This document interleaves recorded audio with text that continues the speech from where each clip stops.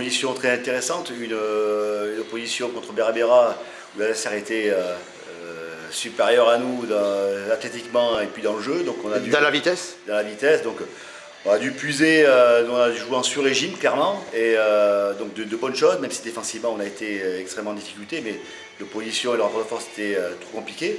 Mais au-delà de ça, en attaque, on a proposé des choses intéressantes. 40-38 le score, je le rappelle. C'est ça, donc c'est pas dans nos habitudes de prendre autant de buts, mais voilà, il faut encore une fois remettre ça au gré de la préparation et de l'adversaire qui était un très bon adversaire. Et puis aujourd'hui, un match un petit peu en demi-teinte avec une bonne première mi-temps, avec beaucoup d'intention, beaucoup d'intensité. On voulait vraiment démarrer fort.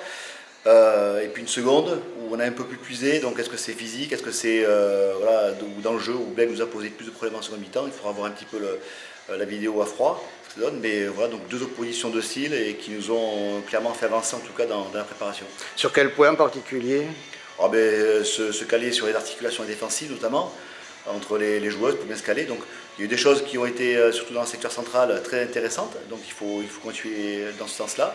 Puis en attaque, mais là on est un peu plus en difficulté parce que les articulations offensives sont plus compliquées à mettre en place, mais ça prend forme. On a vu quand même aujourd'hui contre Bègle une prestation de Léo Souvercas par exemple en contre-attaque qui montre que la défense a fonctionné. Oui, c'est-à-dire on est monté en puissance dans ce registre-là, surtout en première mi-temps. On a trouvé beaucoup de fois effectivement Léa et on a pu monter la balle de manière verticale et donc ça c'est intéressant. Donc il faut continuer en ce sens. On est à 2 semaines de la reprise du championnat.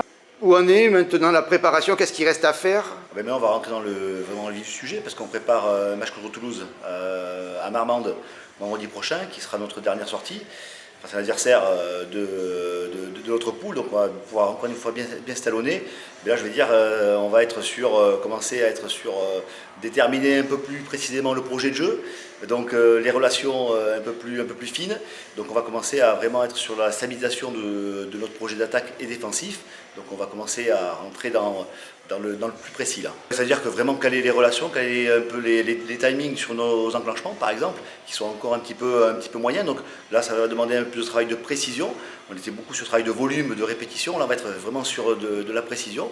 Et donc c'est ce qui est important pour être en confiance et bien maîtriser notre projet sur le match de décembre. Qui est votre premier match? C'est ça. Parlons 2 secondes de la D2. On commence à connaître un peu plus les équipes. Est-ce que c'est gênant à ce moment-là de la saison? Non, c'est pas gênant parce qu'on s'occupe de nous. On essaie d'avancer nous déjà sur notre calendrier et on connaît quand même la plus grande majorité des équipes qu'on va devoir affronter. Voilà, on s'occupe de nous et puis on essaie d'avancer. Bien sûr, ça nous intéresse de savoir un petit peu ce qui se passe, mais on s'occupe de nous, c'est déjà bien assez. Et donc on avance quoi.